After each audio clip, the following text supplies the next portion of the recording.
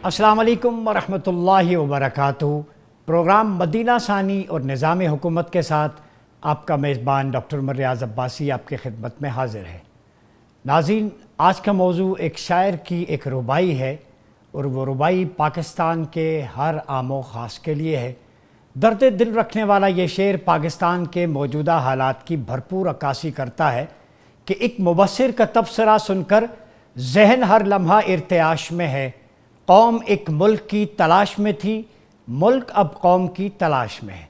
जी हाँ, वो मुल्क जिसको अरबी में मदीना तैयबा कहते हैं, अगर इसको पर्शियन में और उर्दू में ट्रांसलेट करें तो पाकिस्तान बनता है। पाकिस्तान का मतलब है ईमान वालों की जगह, वो लोग जिनका दिलो ज़हन ईमान के नूर से मुनव्वर है, जिनके सीने में कुरान है, जिनका सब्ज़ हिलाली परचम गुंबद खज़रा का फैज़ान है, जिस धरती को अल्लाह रब्बुल इज़्ज़त ने बेपनाह वसाइल से, चाहे वो मदनी हूँ, गैर मदनी हूँ या कुदरती हूँ, माला माल कर रखा है।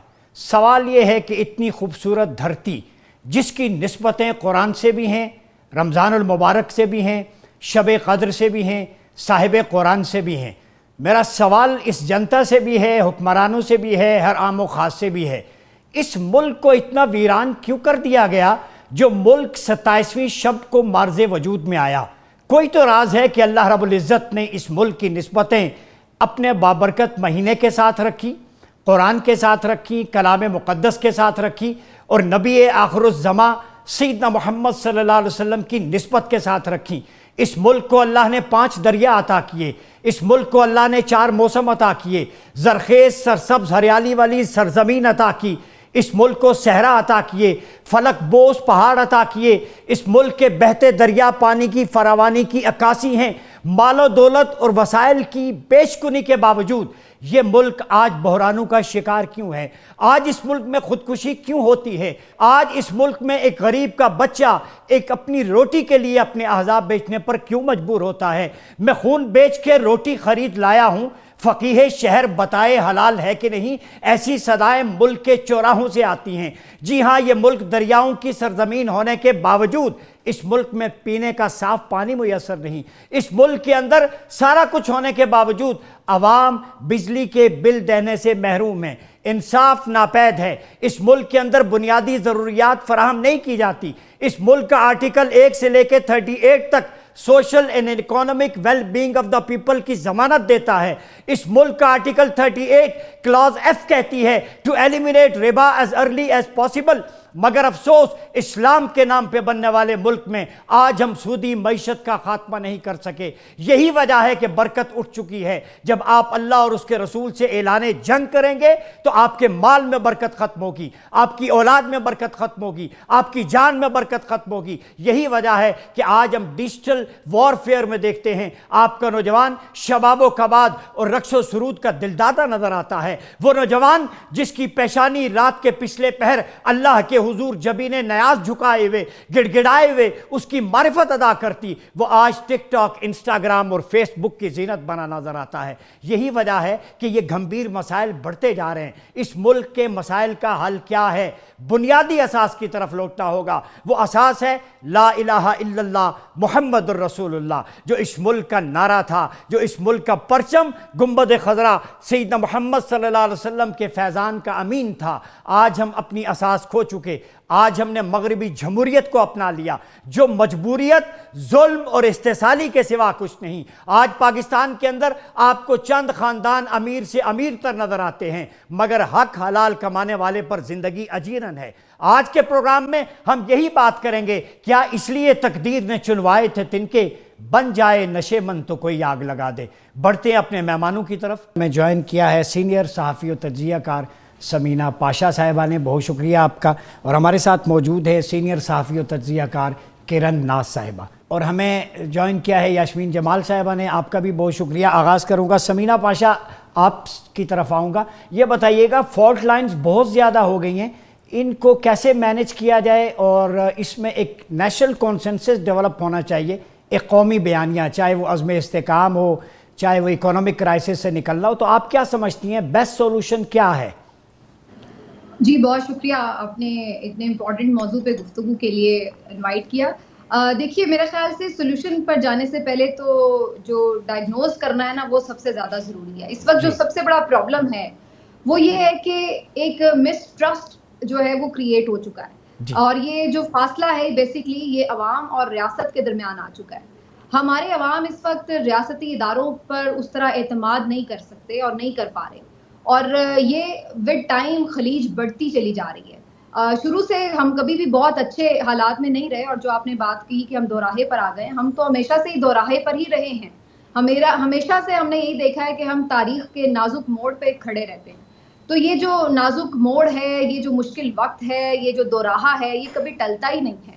اس کی بجائے اس کے کہ اس میں کوئی بہتری آتی, بظاہر ایسا لگ رہا ہے کہ یہ اور گہری ہوتی چلی جا رہی ہے خلیج.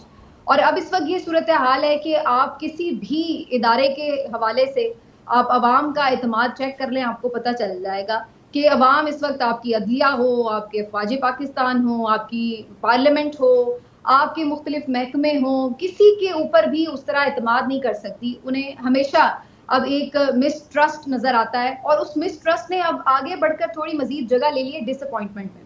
ایک چیز ہوتی ہے کہ وقتی ہے کہ جی یہ کوئی اس وقت وزیر اعظم ہے, یہ شاید صحیح کام نہیں چلا رہے تو اس لیے ان کے حوالے سے کوئی مس ٹرسٹ ہے.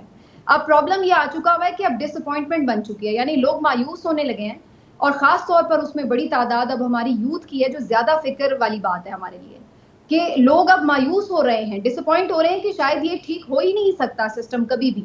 اور اس کی ہمیں ایک واضح جو مثال نظر آتی ہے وہ یہ ہے کہ لوگ ملک چھوڑنے کو ترجیح دے رہے ہیں بڑی تعداد میں, اور جو نہیں چھوڑ سکتے آپ ویسے بھی سرویز کر لیں, آپ کو پتہ چل جائے گا کہ وسائل نہیں ہے کسی کے پاس, یا جس بھی وجوہات کی بنا پر مجبوریاں ہیں, کمزوریاں ہیں, نہیں جا پا رہے لیکن جانا چاہتے ہیں. تو یہ وجہ کیا ہے ایسی, آخر ایسا کیا ہو گیا اس ملک میں کہ لوگ اتنے ڈس اپوائنٹ ہو گئے؟ جی کرن آپ کی طرف آؤں گا. یہ بتائیں کہ ایک کانٹریکٹ ہے عوام اور ریاست کے درمیان, اور آرٹیکل 1-38 کا جب ہم اسٹڈی کرتے ہیں تو ایلیمنیٹ ربا ایز ارلی ایز پاسبل ابھی تک نہیں آیا. سوشو اکانومک جو جسٹس ہے, تعلیم, صحت, روزگار, وہ نہیں مل رہا. جیسے سمینہ نے کہا برین ڈرین ہو رہا ہے, لوگ باہر جا رہے ہیں. یہ فالٹ لائنز ہیں, کون ذمہ دار ہے اور اس کو کیسے اوور کم کیا جا سکتا ہے, برین ڈرین بھی رکے اور پاکستان جو ہے وہ آگے بڑھے؟ بہت شکریہ آپ کا, السلام علیکم. بہت شکریہ اس بات کا کہ آپ نے اپنے پروگرام میں مدعو کیا سر. بیسیکلی مسئلہ یہ کہ ہمارے پاس ہر چیز کا واحد حل جو ہے وہ قانون پر عمل درآمد ہے, آئین پر عمل درآمد ہے. لیکن افسوس کا مقام پچھلے جتنے سالوں سے ہم چلے آ رہے ہیں اور ہم مستقل جب بات کر رہے ہوتے ہیں, گفتگو کر رہے ہوتے ہیں, تو ہمیں جہاں جو کمی دکھائی دیتی ہے وہ آئین پر اور قانون پر عمل درآمد کی کمی دکھائی دیتی ہے. اب وہ چاہے دہشت گردی کا مسئلہ ہو, چاہے وہ معیشت کا مسئلہ ہو, چاہے وہ ریاست کا مسئلہ ہو, چاہے وہ سیاست کا مسئلہ ہو, یہ تمام مسائل ایک ہی چیز میں حل اس کا نظر آتا ہے, اور وہ ہے آئین اور قانون پر عمل درآمد. اگر آپ موجودہ حالات میں دیکھ لیں تو آئین اور قانون پر عمل درآمد کرتے ہوئے جس کا جو حق بنتا ہے اسے دے دیا جائے. لیکن آپ کسی بھی سچویشن میں دیکھیں تو ہمارے پاس سب سے بڑا فالٹ ہی یہی نظر آتا ہے. اور اگر ہم اپنے سیاستدانوں کی بات کرتے ہیں تو وہاں پر بھی سب سے بڑا فالٹ ہمیں یہی نظر آتا ہے کہ سب نے اگر سیاست بھی کی ہے تو اپنے اپنے مقاصد کے لیے کی ہے. سمینہ صاحبہ آپ کی طرف جاؤں گا کہ پھر حل کیا ہے؟ ایک طرف افواج پاکستان قربانیاں دے رہی ہیں, ایک فرنٹ پہ عوام غربت کی چکی میں پس رہے ہیں, ایک عام آدمی بل دینے کے لیے اپنے آرگنز کو بھی بیچنے پہ مجبور ہو رہا ہے. وہ کچن چلائے گا, بل دے گا, گھر کا کرایہ بھرے گا, تو ڈیلی کموڈیٹیز بھی وہ مشکل سے بھر رہا ہے, اور سانس لینے پہ ٹیکس باقی رہ گیا. تو پھر عوام کی حالت زار دیکھیں, اشرافیہ جو ہے وہ اپنے اثاثے بنا رہے ہیں, تو اس حوالے سے آپ کیا کہیں گی؟ اس کا حل تو بڑا سمپل ہے, اور بالکل صحیح کرن نے کہا کہ آئین اور قانون پر عمل درآمد سب سے بہترین حل ہوا کرتا ہے ہمیشہ. کیونکہ جب ہم اس طرف لگ جاتے ہیں نا کہ جو بھی مخالف آواز آئی اس کو برداشت نہیں کرنا, اس کو کچلنا ہے, تو وہیں سے پرابلم کا آغاز شروع ہو جاتا ہے. بھائی ایک جمہوری معاشرہ ہے آپ کے ملک میں, آپ بہت سارے آئیڈیاز کے ساتھ آتے ہیں, کچھ لوگ آپ کے آئیڈیا سے اختلاف کرتے ہیں, کچھ آپ کے آئیڈیاز کو سپورٹ کرتے ہیں. اگر آپ کے آئیڈیا سے کسی نے اختلاف کیا ہے تو آپ کاؤنٹر نیریٹو دیتے ہیں. اگر کوئی اپنا نیریٹو لے کے آیا ہے تو آپ اس کا بیانیے کا جو مقابلہ ہے وہ بیانیہ کر سکتا ہے, اپنا بیانیہ دیں تاکہ وہ آپ کے بیانیے سے قائل ہو کر اسے ایکسیپٹ کرے. جی یہ جو بات ہے نا, یہ بات میں صحیح کہتی ہوں کہ یہ ہر کسی کی اپنی پالیٹکس ہو سکتی ہے, کوئی بھی جماعت شاید نہیں ہو, یہ بھی مان لیتے ہیں, سب ٹھیک ہے, سب کی اچھی باتیں بھی ہوں گی, سب کی بری باتیں بھی ہوں گی. ٹھیک ہے, ٹھیک ہے, لیکن لیٹ دا پیپل ڈیسائیڈ. میں آپ کی طرف آتا ہوں دوبارہ. ہمیں مجھے وائنڈ اپ کر لینے دیجیے ڈاکٹر صاحب, کہ لیٹ دا پیپل ڈیسائیڈ, لوگوں کو ووٹ کے ذریعے یہ طے کر لینے دے کہ کون سی جماعت کا ایجنڈا ٹھیک ہے یا نہیں ٹھیک ہے. یہ ہم اپنے طور پر یہ ڈیسائیڈ نہ کرنے بیٹھ جائیں کہ کون صحیح ہے اور کون غلط ہے, اور ہم نے دوسری بات سننی ہی نہیں. جی تھینک یو. سمینہ پاشا صاحبہ, آپ کا پوائنٹ آ گیا. یہاں وقت ہوا چاہتا ہے ایک چھوٹے سے وقفے کا. ملتے ہیں وقفے کے بعد. ویلکم بیک ناظرین, پروگرام میں ایک دفعہ پھر آپ کو خوش آمدید کہتے ہیں. جی یاسمین صاحبہ, آپ سے سوال یہ ہے کہ ڈیجیٹل ٹیررزم کی بھی بات ہوتی ہے. کل D G I S P R کی پریس کانفرنس بھی ہے. یہ سائبر فرنٹ پہ اس کو کیسے ڈیل کیا جائے؟ نوجوانوں میں ایک وینمس سٹف بھر رہا جا رہا ہے. تو سمینہ کے بقول ان کو آپ کچل نہیں سکتے, تو پھر وے فارورڈ کیا ہے؟ کیا ان کو قومی دھارے میں لائیں, کوئی ٹریننگ کریں, مسکنسیپشنز دور کریں, اس کا وے فارورڈ کیا ہونا چاہیے؟ جی بہت شکریہ آپ کا. آپ جب ابتدائیہ دے رہے تھے اس وقت بہت ساری امپورٹنٹ چیزیں ہیں جن کی طرف آپ نے اشارہ کیا, اور میرے ذہن میں بھی سردست وہی بات آئی جو ابھی سمینہ آخر میں کر رہی تھی, کہ ان سارے گولز کو اچیو کرنے کے لیے جن کی طرف آپ اشارہ کر رہے تھے, یا چیزوں کو آگے لے کے جانے کے لیے ملک کے اندر سب سے پہلے جو ایک بنیادی چیز ہے کہ جو آپ کا بنیادی حق رائے دہی ہے, وہی کسی کو استعمال نہیں کرنے دیتے, اور جو ووٹ جس کو کاسٹ کیا جاتا ہے وہ ووٹ کسی اور کے ڈبے سے نکلتا ہے. اس کے بعد پھر ہم یہ ایکسپیکٹ کرتے ہیں کہ جو ہماری یوتھ ہے وہ جو ہے وہ ایک سرٹن طریقے سے بہیو کرے گی, وہ پروٹیسٹ نہیں کرے گی, ریٹیلیٹ نہیں کرے گی. میرا خیال ہے کتنی دہائیاں بیت گئی ہیں اس ملک کو بنے ہوئے, اور اس ملک کی سیاست کی تاریخ کو اگر اٹھا کے دیکھیں, ہمارا پیٹرن ویسے کا ویسا ہے, وہ تبدیل نہیں ہوتا. تو فرسٹریشن جو وہ لاوا جو ہوتا ہے نا, وہ پک رہا ہوتا ہے کہیں نہ کہیں, اور پھر وہ کہیں نہ کہیں جا کر پھٹتا ہے. ایک تو یہ بات. دوسری بات یہ کہ کسی کی بھی اظہار آزادی جو ہے یا کسی کا بھی اوپینین جو ہے, اس کو ہم یہ بیٹھ کر کیوں پہلے تو لیبل کر دیتے ہیں کہ وہ مس گائیڈڈ ہیں. ہم یہ کیوں کہتے ہیں کہ ہماری یوتھ مس گائیڈڈ ہے؟ اگر ہمارے ملک کا نوجوان یہ سمجھتا ہے کہ اس نے ایک پرٹیکولر پولیٹیکل پارٹی یا لیڈر کو ووٹ ڈالا ہے, اور وہ یہ سمجھتا ہے کہ ووٹ اس ڈبے سے جہاں اس نے ووٹ ڈالا ہے اس کی جو میجورٹی ہے اس کو کچلا گیا ہے, تو پھر کیا اس کے پاس یہ اختیار بھی نہیں ہے کہ وہ کرٹیسائز کرے؟ کیا اس کے پاس یہ رائٹ بھی نہیں ہے کہ وہ جا کر اپنا جو وہ معاملہ ہے وہ وینٹ آؤٹ کرے کسی پلیٹ فارم کے اوپر؟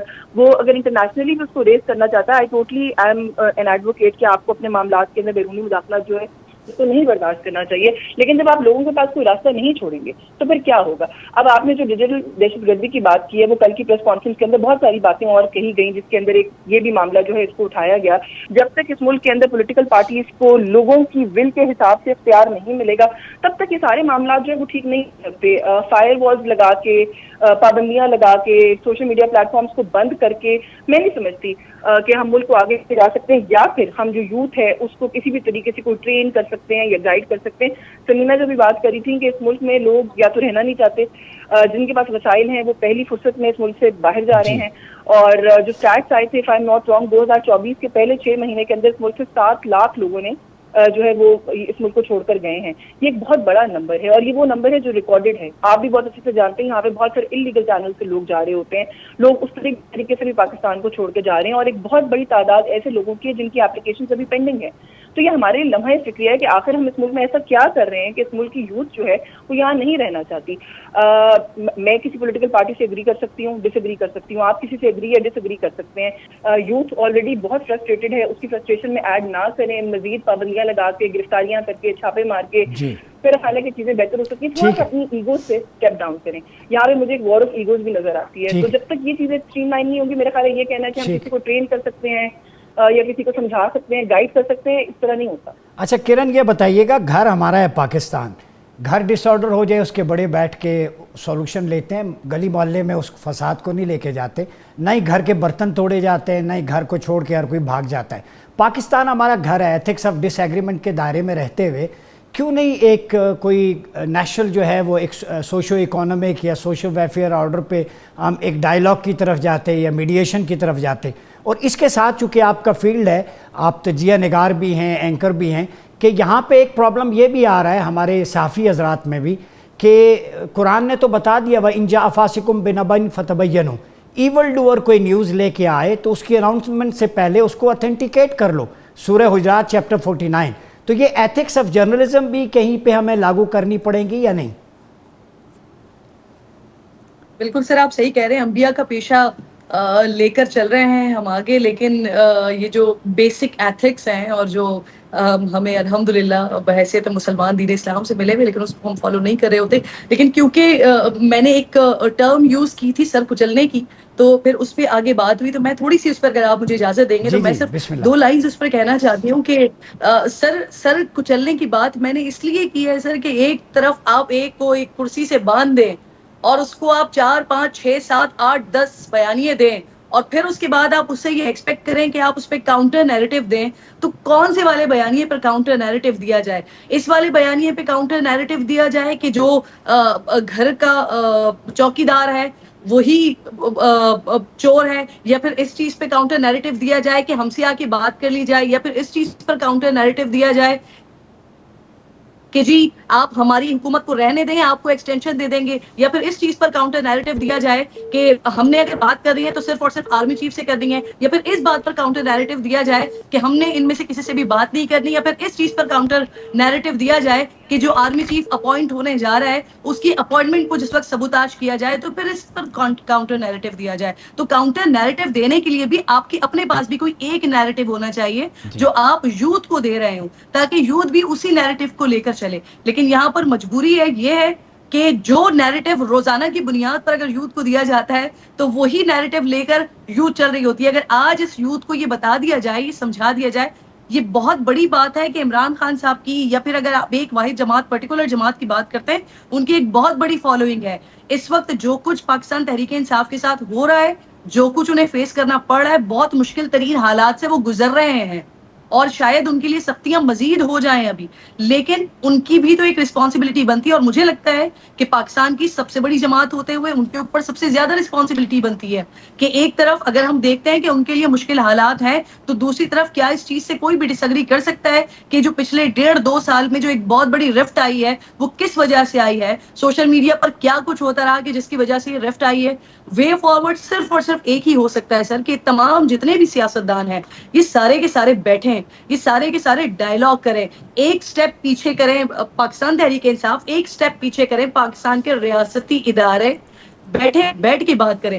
کرن ناز صاحبہ، آپ کا پوائنٹ آ گیا. یہاں وقت ہوا چاہتا ہے ایک بریک کا، ملتے ہیں بریک کے بعد. ویلکم بیک ناظرین، پروگرام مدینہ ثانی اور نظام حکومت میں ایک دفعہ پھر آپ کا خیر مقدم ہے. بات ہو رہی ہے قوم ایک ملک کی تلاش میں تھی، ملک اب قوم کی تلاش میں ہے.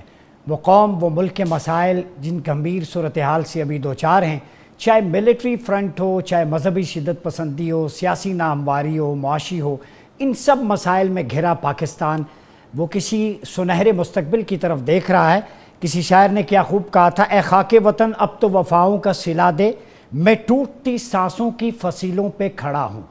تو پروگرام میں ایک دفعہ پھر آپ کا خیر مقدم کرتے ہوئے اپنے مہمانوں کی طرف چلتے ہیں. ہمیں جوائن کیا ہے نادیہ مرزا صاحبہ نے، جو سینئر تجزیہ کار اور صحافی ہیں.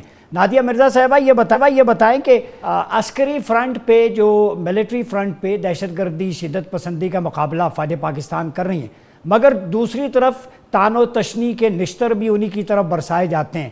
تو یہ تو حکومت کا کام ہے معاشی نظام کو بہتر کرنا، ڈیلیور کرنا. ساری توپوں کا رخ ایک ہی طرف کیوں ہوتا ہے؟ Thank you very much. آپ بالکل درست فرما رہے ہیں کہ فوج بڑی قربانیاں دے رہی ہے، ڈے فرسٹ سے دے رہی ہے.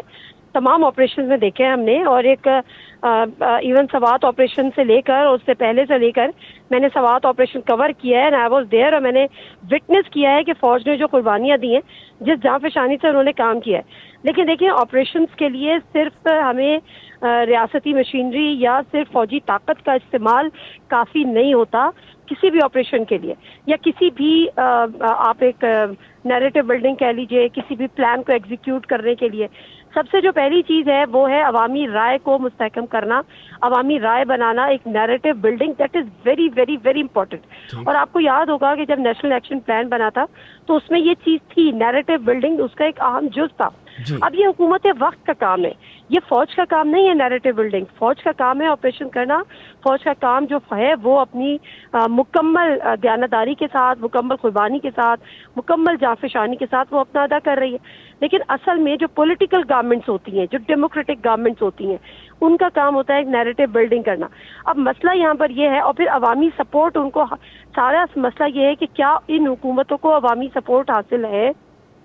یہاں پر آ کر جو ہے نا ایک بہت بڑا سوال لگ جاتا ہے. کیوں ہم جب ڈیموکریسی کی بات کرتے ہیں تو ہم یہی بات کرتے ہیں کہ جب آپ اکثریت کے ساتھ لے کر آتے ہیں اور آپ کو عوامی سپورٹ ہوتی ہے، آپ پر لوگ یقین کرتے ہیں، آپ پر لوگ اعتماد کرتے ہیں، پھر وہ آپ کی بات سنتے ہیں کہ جی اگر وہ ایک ہم سے قربانی بھی مانگ رہی ہے کیونکہ وہ آپ کی الیکٹڈ لوگ ہیں، آپ کے الیکٹڈ لوگ آپ کے حکمران ہیں، اگر وہ آپ سے قربانی ڈیمانڈ کر رہے ہیں یا آپ سے کوئی بھی چیز ڈیمانڈ کر رہے ہیں تو آپ خندہ پیشانی سے اس کو سنتے ہیں.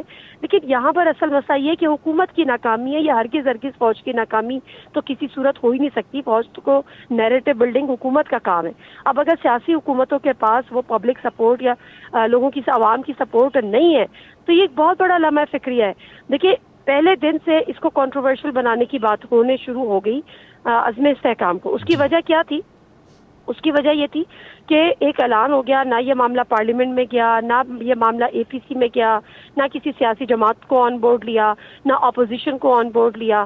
کوئی بھی جب بات ہو کہ کیا وہ چاہے گی کہ اس ملک میں امن نہ ہو، لیکن سارا معاملہ یہ ہے کہ یہ معاملہ دھونس اور دھمکی سے اور صرف اعلان کر دینے سے، صرف تانے دے کر اپنی بات منوانے سے نہیں ہوں گے. آپ دیکھیں خوب صوبہ خیبر پختونخوا جو اس وقت سب سے زیادہ افیکٹو صوبہ ہے اور سب سے زیادہ آپریشن کہہ لیجئے یا جو بھی آپ اس کو نام دے لیجئے اس کی اشد ضرورت نہیں پر ہے، لیکن وہاں پر جو حکومت ہے کیا کسی نے آن بورڈ لیا؟ اگر وہ کہتے ہیں جی کوفی صاحب کہتے ہیں کہ جی مسودہ علی امین گنڈا نے سائن کیا تو کیا وہ مسودہ پبلک کیا جا سکتا ہے؟ کیا بعد میں کوئی اے پی سی بلا کے دیکھیں نیشنل ایکشن پلان آپ کو یاد ہوگا اے پی ایس کا واقعہ ہوا تھا آرمی پبلک اسکول کا سائنہ پشاور جس کو ہم یاد رکھتے ہیں. جی آپ کی جو بھی کہے حکمت عملی تھی اور ایک پازیٹیو اپروچ تھی، ایک ویژن تھا. انہوں نے تمام، جبکہ پی ٹی آئی اس وقت 126 دن کا دھرنا دیے بیٹھی تھی، 126 دن کا دھرنا ختم کر کے اس اے پی سی میں شریک ہوئی تھی. کیا اس وقت جو ہے وہ اپوزیشن کم تھی؟ کیا اس وقت کیا کچھ نہیں ہوتا تھا؟ گو نواز گو کہ کتنی بڑی تحریک چل رہی تھی. لیکن بہرحال جب ایک قومی معاملہ آیا، ملک کی سلامتی کا، قومی سلامتی کی بات آئی تو سب ایک ٹیبل پر بیٹھے. قومی بیانیے کی بالکل ضرورت ہے. میں اسی بات کو لے کے آگے بڑھوں گا. سمینہ پاشا صاحبہ آپ کی طرف آتا ہوں. ایک ذرا ڈیفرنٹ چیز ہے، ہمارے ہاں ایک سائیکی ہو گئی ہے کہ کوئی بھی حکمران چاہے کوئی بھی ہو، میں نام نہیں لیتا، برانڈڈ سوٹ، برانڈڈ پرس پہن کے اور اچھی خوشبو لگا کے کسی غریب کو گلے لگانے سے اس کی بھوک تو نہیں مٹتی. 2-4 سیلفیاں لے کے تو ہم وائرل کر دیتے ہیں کہ آج فلاں صاحب آئے، بچوں میں غریبوں میں گھل مل گئے اور امداد بھی چلیں دے دی. تو ہمارے ہاں یہ امداد دینے کا کلچر، اس سے بھوک تو نہیں ملتی. امپاور کیوں نہیں کرتے، اسکلفل کیوں نہیں بناتے؟ جو ریاست مدینہ میں جو ایک کانسیپٹ تھا اس کو لے کے آگے کیوں نہیں بڑھتے؟ یہ تو بات ہی بالکل ایسا لگتا ہے کہ جو ہمارے اشرافیہ ہے نا خاص طور پر ہے، اور جو ہماری باقی عوام ہے بیچارے وہ تو کسی اور ہی دنیا میں مصروف ہیں. تو وہ کوئی آپ کمپیریزن ہی نہیں کر سکتے کہ ان دونوں کا کوئی. اور خاص طور پر جو اس وقت ہماری ایک پولیٹیکل ایلیٹ ہے، رولنگ ایلیٹ ہے، اس کو اگر آپ دیکھیں تو ان کا تو کوئی تعلق واسطہ ہے ہی نہیں عوام کے ساتھ. ان کی انداز زندگی آپ دیکھیں، ان کے مزاج آپ دیکھیں، ان کے مسائل آپ دیکھیں، ان کا تو کوئی تعلق ہی نہیں ہے اس چیز سے کہ بھئی عوام بیچارے کن حالاتوں میں ہیں. ابھی آپ نے صرف میں ایک چیز کی اگزامپل دے دیتی ہوں، یہ بجلی کے بلوں پہ سب کتنے اس وقت پریشان ہیں. کیا حالت ہوئی ہوئی ہے لوگوں کی، رو رہے ہیں لوگ، چیزیں بیچ رہے ہیں. بجلی کے بلوں نے جان نکال کے رکھ دی غریب آدمی کی. اور خبریں کیا پتہ چل رہی ہیں کہ آپ کے 80% جو لوگ ہیں وہ خود وہ ہیں جو یہ پاکستان میں ہیں، جو آئی پی بیز کے کارخانے اون کرتے ہیں، اور ان میں سے زیادہ تر وہ ہیں جو آپ کے پارلیمنٹ کے لوگ، یعنی جن کو فضول میں مفت میں بیٹھے ہوئے بغیر کارخانے چلے، بغیر بجلی پروڈیوس کیے، جن کو آپ نے وہ سارے منافع دے دیے ہیں، اور وہ کن کے خون پسینے کی کمائی نچوڑ کے آپ دے رہے ہیں. اور وہاں پہ ہم یہ ایکسپیکٹ کر رہے ہیں کہ یار ان کو ہمارا بڑا درد ہے، یہ جو اتنے لاکھوں کے جوتے پہن کے پھر رہے ہیں ان کو ہمارا بڑا درد ہے. یہ کیسے ہوگا؟ کبھی آپ نے دیکھا ہے؟ یہ باہر کی دنیا میں آپ دیکھ لیں، مختلف خواتین بھی ہیں جو کہ سیاسی لیڈرز بھی ہیں، ان کے آپ وضاقتہ دیکھ لیں، ان کے پہننے اوڑھنے دیکھ لیں، کیا سادگی اس پہ نظر آتی ہے. یہ اندرا گاندھی کو آپ دیکھ لیں، سونیا گاندھی وغیرہ، یہ وہ آپ ان کو دیکھ لیں ہمسائے میں. تو یہاں تو ہمارے ٹشن ہی نہیں ختم ہوتے کسی ٹائم. یہاں تو ہمارے آپ مطلب ہے کہ پتہ نہیں کون سا ایک کمپٹیشن لگا ہوا ہے کہ جی کس نے زیادہ مہنگا جوتا پہننا ہے اور سوٹ پہننا ہے، پتہ نہیں کون سے فیشن شو چل رہے ہیں. یہ حالات ہوتے ہیں ایسے ملکوں کے جہاں پہ بھوک اتنی ہے، جہاں پر ننگ اتنا ہے، جہاں پر آپ کا بچہ 2.5 کروڑ اسکول سے باہر ہے، اور وہاں پر حالت یہ ہے کہ آپ لوگوں کو اپنے 40 اسکواڈ چاہیے، پورے پروٹوکول کی گاڑیاں چاہیے، وہاں پر آپ کو اربوں روپے کی بجلی آپ کو مفت چاہیے, پیٹرول آپ کو مفت چاہیے. یہ اتوار ہوتے ہیں مانگنے, آپ باہر جاتے ہیں اور لوگوں سے آپ کہتے ہیں کہ جی ہماری مدد کریں, ہم بڑے مشکل حالات میں ہیں, اور وہاں جا کے ان کے ٹھاٹ باٹ دیکھ کے لوگ دوسرے ان کو دیکھ رہے ہوتے ہیں کہ یہ دینے آئے ہیں یا لینے آئے ہیں. تو یہ تو پتہ نہیں کون سا ایک مینٹالٹی ہے, اور یہ کون سا ایک عجیب و غریب سا موازنہ ہے, اس کا تو کوئی سمجھ سے ہی بات باہر ہے. جی جی. لیکن میرا خیال ہے کہ یہ اب کافی حد تک چیزیں ایکسپوز ہو چکی ہیں, اور اسی لیے تو میں نے جو شروع میں بات کی تھی نا ڈسکنیکٹ کی, وہ اسی لیے لوگ ان کو کیوں ان سے ڈسکنیکٹ ہو گئے, اسی لیے ہو گئے نا. وہ یہ سب چیزیں اب باہر آ چکی ہیں. آج جو یہ سوشل میڈیا بڑا برا لگتا ہے, وہ اسی لیے برا لگتا ہے نا, اس نے ہر چیز کھول کے رکھ دی, اس نے ہر چیز ایکسپوز کر دی ہے. پہلے تو وہی نیریٹو ہوتا تھا جو آپ پریس کانفرنس میں دے دیں, چاہے آپ اخبار میں چھاپ دیں, وہ بن گیا نیریٹو. جواب تو آگے سے کوئی آتا نہیں تھا, اخبار میں کالم لگتا تھا, کامنٹس تو نہیں ہوتے تھے. اب نیچے آپ ایک پوسٹ لگائیں, نیچے کامنٹس میں آپ کو پتہ لگ جائے گا آپ کا بیانیہ کدھر ایگزسٹ کر رہا ہے. تو دیکھیے اس سے گھبرانے والی بات نہیں ہے سوشل میڈیا سے کہ جی پتہ نہیں. اس پہ مجھے تھوڑا سا اگر آپ ڈاکٹر صاحب وقت دے دیں, کیونکہ اس پہ بہت بات ہوتی ہے. سوشل میڈیا سے کوئی گھبرانے والی بات نہیں ہے کہ یہ یوں ہو گیا, یہ یوں ہو گیا, ایسے ہو گیا, ویسے ہو گیا. فیک بھی آتی ہیں, مانتی ہوں میں, صحیح بھی آتی ہیں, یہ بھی بات ٹھیک ہے. لیکن یہ کیا ہے, یہ بیسکلی عکس ہے نا آپ کے معاشرے کا عکس ہے. ایگزیکٹلی. آپ اس چیز کو, اگر آپ کا معاشرہ نارملائز ہوتا جائے گا, یہ جو ایک سیاسی پولرائزیشن ہے یہ کم ہوتی جائے گی, معاملات سیٹل ہوں گے, آئین اور قانون کے مطابق چلیں گے, تو بلا وجہ تو نہیں ہے کوئی آ کے جو کچھ بھی کہے گا تو لوگ پھر بھی چل پڑیں گے. ایسا نہیں ہوتا. آپ سارے مل کے مجھے برا بھلا کہیں, اگر میری کوئی حرکت ہوگی تو ہی لوگ مانیں گے کہ ہاں بھائی اگر سارے اس کو غلط کہہ رہے ہیں تو کوئی وجہ ہی ہے. اگر آپ سارے مل کے کہتے رہے لیکن میں بات ٹھیک کر رہی ہوں, میں نے کوئی ایسی چیز نہیں کی, لوگ دیکھ سکتے ہیں, تو پھر لوگ کیسے آپ کی بات مان لیں گے کہ ہاں بھائی یہ اس کے پیچھے پڑے ہوئے ہیں, انہیں نظر نہیں آئے گا کیا؟ کون سے دور میں ہم جی رہے ہیں کہ ہم یہ سمجھیں کہ جی ہم جو مرضی کر لیں. یہی پی ٹی آئی تھی, اس کے اوپر بہت بات ہوتی ہے جن کا سوشل میڈیا بڑا اچھا ہے. یہی پی ٹی آئی تھی اپنی حکومت میں سارے ضمنی انتخاب ہار رہی تھی, کوئی نیریٹو نہیں بن پا رہا تھا. کیا وجہ تھی؟ یہی سوشل میڈیا تھا نا ان کا. وجہ یہی تھی کہ جب نہیں پرفارم کر رہے تھے تو لوگ برا بھلا کہہ رہے تھے, لوگ نہیں آپ کا بیانیہ مانتے تھے جھوٹا سچا. جب آپ اس چیز سے نکلے, آپ نے ایک نئی چیز آپ نے لوگوں کو بتایا, اپنے ساتھ کنورٹ, اب جیسے بھی آپ اسے کہہ لیں کہ وہ ان کی ایک اپنی کامیابی کہ انہوں نے لوگوں کو اپنے ساتھ ملا لیا ہے, لوگ ان کو ٹرسٹ کر رہے ہیں اگر تو کر رہے ہیں. لیکن بات یہ ہے کہ یہ کہنا کہ صرف وہ social media is just a tool, آپ نے اس کو یوز کیسے کرنا ہے یہ ایک چیز ہے. اچھا, معاملات نارملائز ہوں گے, لوگ نارملائز ہو جائیں گے. ٹھیک ہے. کرن ناز یہ بتائیں کہ یہ جو سمینہ پاشا نے بھی اس پہ توجہ دی, اس بات کو دہرایا کہ یہ گیپ کیوں آ رہا ہے. میں آپ کو ایک مثال دوں. یہ 70-75 سال سے پارلیمنٹری فارم آف گورننس ہم ٹرائی کر رہے ہیں, ایکسرسائز کر رہے ہیں, نتائج آپ کے سامنے. پاکستان جس کلمے کی بنیاد پہ بنا تھا, لا الہ الا اللہ, اس کی بنیاد تھی محمد الرسول اللہ, اس کا دستور تھا. تو میثاق مدینہ کو اگر ہم دیکھیں, انکلوسیو سوسائٹی کی بات کرتا ہے, وہ مائنورٹیز کے رائٹس بھی دیتا ہے, ڈائیورسٹی ہے اس کے اندر. پھر سوشو اکونومک آرڈر مواخات مدینہ میں ہیو اور ہیو ناٹ, خطبہ حجت الوداع آپ کے پاس ہے, ہیومن رائٹس کا ڈاکٹرائن. کیوں گھبراتے ہیں اسلامک لاء کی طرف, جس میں سیدنا عمر بصرہ کے گورنر کے محل کا دروازہ جلا دیتے ہیں کہ عوام کو ایکسس نہیں ہے, خود اینٹ کا تکیہ رکھتے ہیں کہ جب تک میں انصاف کرتا رہوں مجھے نرم تکیے کی ضرورت نہیں, نہ محافظوں کی ضرورت ہے. تو آپ بتائیں وہ کتابوں کی حد تک ہے یہ لٹریچر چومنے کے لیے, تقدیس کے لیے, یا اس کو امپلیمنٹ بھی کرنا چاہیے؟ سر ہمارا ایک بڑا مسئلہ یہ بھی تو ہے نا کہ ہم ان کتابوں کو تقدیس کے لیے تو رکھتے ہیں, آنکھوں سے لگاتے ہیں, دل کو لگاتے ہیں, لیکن اس پر عمل کرنے کو تیار نہیں ہے. جیسے محرم الحرام چل رہے ہیں اور اس میں بھی ایک یہی بات ہوتی ہے کہ حضرت امام حسین رضی اللہ تعالیٰ عنہ کے لیے یا دین اسلام کے لیے بحیثیت مسلمان ہم سر کٹانے کو تیار ہیں, لیکن جو افکار ہیں, جو اعمال ہیں, اس پر سر جھکانے کو تیار نہیں ہیں. اور پھر یہی چیز obviously اپلائی ہوتی ہے ہمارے حکمرانوں کے اوپر, جنہوں نے اس پورے سیٹ اپ کو لے کر چلنا ہے. میں آپ بیٹھ کے بات کر سکتے ہیں, ہم مسائل کی نشاندہی کر سکتے ہیں, اور اسی چیز کو اگر ہم عوام میں لے جاتے ہیں, میرے آپ کے سمیت ہم بھی اسی عوام کا حصہ ہیں, تو ہم صرف شاید شور مچا سکتے ہیں, چلا سکتے ہیں, لیکن جو امپلیمنٹ کرنا ہے اور جو ایک فلاحی ریاست بننی ہے یا جو مدینہ ثانی بننا ہے, اس نے کوئی نہیں, حکمرانوں نے بنانا ہے. لیکن افسوس کا مقام یہی ہوتا ہے کہ وہ چاہے آپ عدالت میں دیکھیں, چاہے آپ سیاستدانوں کو دیکھیں, چاہے آپ ان کی الیکشن سے پہلے اور الیکشن کے بعد کی تقاریر کو دیکھیں, تو وہاں پر آپ کو حضرت عمر کا تذکرہ بھی ملتا ہے, ان کے عمر لاس کی بات بھی ہوتی ہے, گورنر کے واقعے سے لے کر وہ کرتے والے واقعے تک کا تذکرہ ہوتا ہے. یہ تک بتایا جاتا ہے کہ 22 لاکھ مربع میل پر حکومت کرتے تھے, لیکن ایک تکیہ جو ہے وہ اینٹ کا رکھ کر سوتے تھے, اور پھٹا ہوا کرتا وہ پہنا کرتے تھے، لیکن ان کی جو ریاست تھی وہ کیا تھی کہ وہ فرماتے تھے کہ اگر ایک کتا بھی نہر فرات کے کنارے مر جائے تو اس کے ذمہ دار بھی عمر ہوں گے. یہ ہم باتیں تو کرتے ہیں لیکن افسوس کا مقام ہے کہ امپلیمنٹ کہیں دکھائی نہیں دیتا.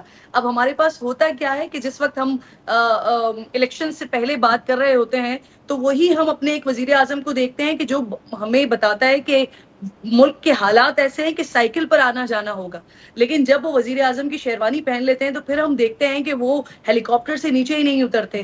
وہ وزیر اعظم جو الیکشن سے پہلے ہمیں بتاتے ہیں کہ میں ملک کے لیے اپنے کپڑے بھی بیچ دوں گا، پھر وہ جب وزیر اعظم شیروانی پہن لیتے ہیں تو اس کے بعد ہم دیکھتے ہیں کہ وزیر اعظم کا جو ڈریسنگ سینس ہے، وہی سمینہ صاحبہ بالکل درست بات کر رہی تھی کہ جب وہ ملک سے باہر جاتے ہیں تو ہمیں اندازہ نہیں ہوتا کہ آیا وہ امداد لینے کے لیے گئے ہیں یا اللہ کرے کہ وہ دن آئے پاکستان کا کہ جس وقت ہم آزاد ہوئے تھے اس وقت ہم نے جس طرح سے ملکوں کی مدد کی تھی، ایک بار پھر وہ موقع آئے، وہ منظر ہماری آنکھیں دیکھیں کہ پاکستان پھر لوگوں کی مدد کر رہا ہو. لیکن اس کے لیے سب سے زیادہ ضروری ہوتی ہے ترجیحات. جب ہمارے پاس ترجیحات ہی نہیں ہے تو پھر ہم کیسے یہ ہم صرف بیٹھ کے بات ہی کر سکتے ہیں. ہمارے پاس ترجیحات کیا ہوتی ہیں کہ اقتدار کس کو مل رہا ہے. جو جماعتیں اس وقت اقتدار میں موجود ہیں اور جو نہیں ہیں، میں آپ کو بڑے وثوق کے ساتھ یہ بات کر رہی ہوں کہ تمام کی تمام اقتدار کی جنگ لڑ رہی ہیں، تمام کی تمام. جو حکومت اس وقت بیٹھی ہوئی ہے وہ بھی اگر کہیں وہ دیکھ رہے ہیں کہ اگر کچھ غلط ہو بھی رہا ہے جو ان کی جیوریڈکشن میں آتا ہے، جو وہ درست کر سکتے ہیں، جو ذمہ داری ہی ان کی بنتی ہے، لیکن وہ اس لیے نہیں کرتے کہ ان کا اقتدار محفوظ رہے. جہاں پر غلط ہو رہا ہے یا جو لڑ رہے ہیں وہ بھی اسی لیے لڑ رہے ہیں کہ ان کو کسی نہ کسی طریقے سے اقتدار مل جائے. اب وہ میٹھی گولی عوام کو اس بات کی دی جائے کہ عوام نے کس کو مینڈیٹ دیا کس کو نہیں دیا، لیکن لڑائی جو ہو رہی ہے وہ صرف اور صرف اقتدار کے لیے ہو رہی ہے. ترجیحات کسی کے پاس موجود نہیں ہے. اس وقت جو موجودہ حکومت ہے وہ بھی ہمیں کسی بھی قسم کا گراؤنڈ پر کام کرتے ہوئے دکھائی نہیں دیتی. ورنہ میرا آپ کا جتنے بھی کرنٹ افیئر کے ہمارے پاس شو ہو رہے ہوتے ہیں، ہمارے پاس تو روزانہ کی بنیاد پر ٹاپکس ہی یہی ہونے چاہیے. ہمیں پوچھنا چاہیے کہ جو 90% کے آپ کے آئی پی پیز لگے ہوئے ہیں سارے کے سارے پاکستانی ہیں، پھر آپ ہمیں کیوں کہتے ہیں کہ جی انٹرنیشنل ان کے ساتھ معاہدے ہوئے ہیں اور اگر انٹرنیشنل معاہدہ ان کے ساتھ توڑا گیا، کچھ کیا گیا تو پھر ہمیں ریکوڈک کی طرح کا مسئلے کا سامنا کرنا پڑے گا. یہ ہم کیوں بات نہیں کرتے ہیں؟ ہم یہ کیوں بات نہیں کرتے ہیں کہ پاکستان اتنا زرخیز ملک ہے لیکن یہاں پر صنعتیں تباہ ہو رہی ہیں، لیکن یہاں پر انڈسٹریز اس طرح سے کام نہیں کر پا رہی. ہم یہ بات نہیں کرتے ہیں. ہمارے پاس روزانہ کی بنیاد پر بات کرنے کے لیے یہی ہوتا ہے کہ ریاست کے درمیان، اداروں کے درمیان اور حکومت کے درمیان یہ خلیج کیوں ہے، عوام کے درمیان یہ خلیج کیوں ہے. تو اس کا ریزن سب سے بڑا یہ ہے کہ میرا، آپ کا، حکمرانوں کا اور جو بیٹھے ہوئے ہیں جن کے پاس آواز بھی ہے، جن کے پاس عمل کرنے کا اختیار بھی ہے. جی بہت شکریہ کرن ناز صاحبہ، بہت شکریہ سمینہ پاشا صاحبہ، آپ کا، نادیہ مرزا صاحبہ، یاسمین جمال صاحبہ. ناظرین، آج ہم نے بات کی پاکستان جن گھمبیر اور مسائل سے گزر رہا ہے وہ کون سے ہیں اور ان کا حل کیا ہے. حل صرف ایک ہے، وہ ہے مدینہ کی انکلوسیو سوسائٹی کا ماڈل جو آپ صلی اللہ علیہ وسلم نے دیا. اور قرآنک پرسپیکٹو میں اگر ہم سولوشن چاہتے ہیں، سولوشن اورینٹڈ اپروچ کو امپلیمنٹ کرنا چاہتے ہیں تو وہ امرہم شورا بینہم، باہمی کنسلٹیشن کے ساتھ جس میں کولیکٹیو وزڈم جنم لیتی ہے. آپ صلی اللہ علیہ وسلم نے ہجرت مدینہ کے بعد مہاجرین اور انصار کے درمیان جو سوشو اکنامک آرڈر ڈیولپ کیا، فریٹرنٹی کلب، وہ ہیو اور ہیو ناٹ کی ایک روشن مثال ہے. پھر آپ صلی اللہ علیہ وسلم نے مدینہ کی انکلوسیو سوسائٹی میں یہودیوں کے ساتھ جو معاہدہ کیا اس میں there was no discrimination, class کی، لینگویج کی، ریلیجن کی. پھر آپ صلی اللہ علیہ وسلم نے ان کو بنیادی حقوق دیے، right of citizen ship, right of life, خطبہ حجت الوداع کی روشنی میں انسانی حقوق کا چارٹر دیا ہے. یہ وہ ساری چیزیں جب ہمارے پاس موجود ہیں، آج اوراق کی زینت تو ہیں مگر تاکہ نسیاں کی زینت بن چکی ہیں. کیا وجہ ہے؟ وہ کون سی طاقتیں ہیں جو اس ملک میں وہ روشن پہلو جو قرآن و سنہ کے ہیں وہ نافذ نہیں ہونے دیتی؟ پاکستان میں ریسورسز تو ہیں، جغرافیائی خطے کے اعتبار سے بڑی اہمیت ہے، وسائل سے مالا مال ہے، لیڈرشپ ہے، مگر ڈس آنرٹی، ایگزیکیوشن کا نہ ہونا اور لائلٹی، یہ وہ تمام مسائل ہیں جس کی وجہ سے ہم فالٹ لائنز کے گھیرے میں آ چکے ہیں. آج اگر ملک کو مسائل کی گھمبیر ان صورتحال سے نکالنا ہے تو ہمیں ایک نئے سوشو اکنامک آرڈر کی طرف، گرینڈ ڈائلاگ کی طرف جانا چاہیے جہاں پر سارے اپنا آرگومنٹ دیں، پھر مستقبل کا لائے عمل تیار ہو. لائے عمل صرف ایک ہے، وہ ہے لا الہ الا اللہ محمد رسول اللہ. اللہ کی کتاب کو نافذ کر دیں، رسول اللہ کے فرمان کو حدیث اور سنت سے نکال کر اپنی زندگی میں لے آئیں۔ پھر دیکھیے گا جب اپنا قافلہ عزم و یقین سے نکلے گا، جہاں سے چاہیں گے رستہ وہیں سے نکلے گا۔ وطن کی مٹی مجھے ایڑیاں رگڑنے دے، مجھے یقین ہے کہ چشمہ یہیں سے نکلے گا۔ اپنا بہت خیال رکھیے گا۔ اپنے میزبان ڈاکٹر عمر ریاض عباسی کو اجازت دیجیے۔ اللہ حافظ۔